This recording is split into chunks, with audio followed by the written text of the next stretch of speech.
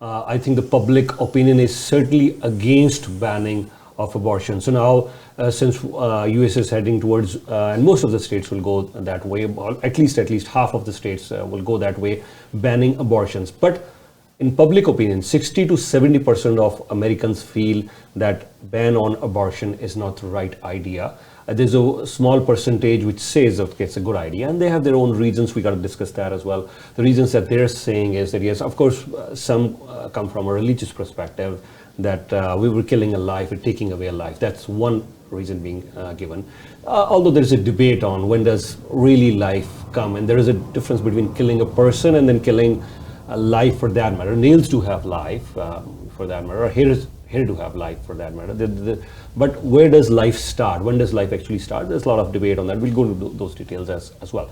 But this is where they come from, who are who say we approach life, or this is what we don't acknowledge. But then there's another side, as you were mentioning.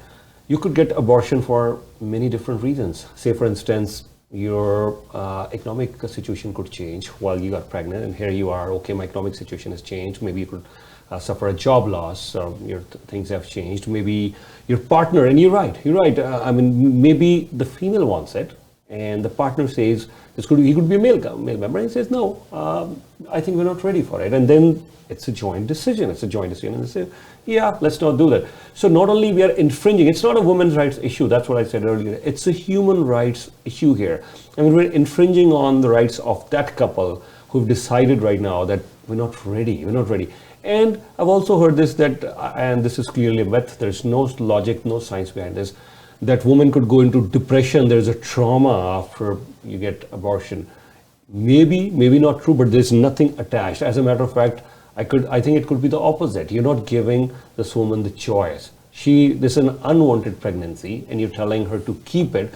That could be a trauma, and she could be going more into a depression state because of this particular thing. And then when we say that, yes, fetus, when does it actually get to life? So if you're talking fetus, that it has life, so does sperm.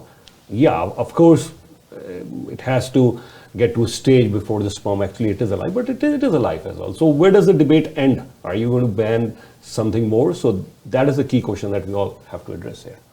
Absolutely. When it comes to, you're right, it is a human right. And the fundamental issue here is that, yes, there was lots of debates where certain states were looking at either 6 weeks or 8 weeks. In this case of Mississippi, Dobbs versus Jackson's Women's Health Organization, was at 15 weeks, which is far less than what Roe versus Wade allowed.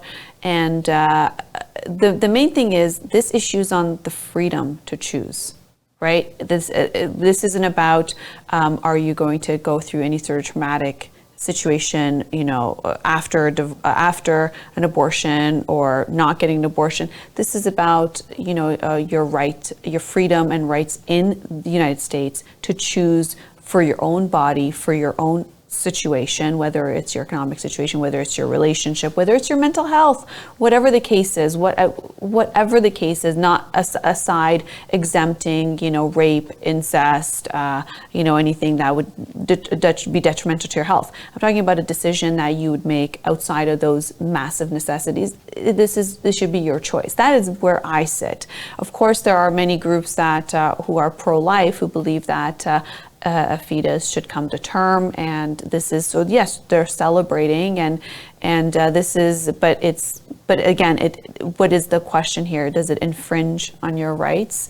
And I think that's the main thing here, regardless of whether you're pro-choice or pro-life. I may disagree with somebody on something, but I believe they have the right to choose for themselves on how they should live, what they believe in, whether it's they get an abortion, whether they bring a fetus to term, what their religion is, what their ideas are. I may disagree with all of that, but I believe you have the right to choose.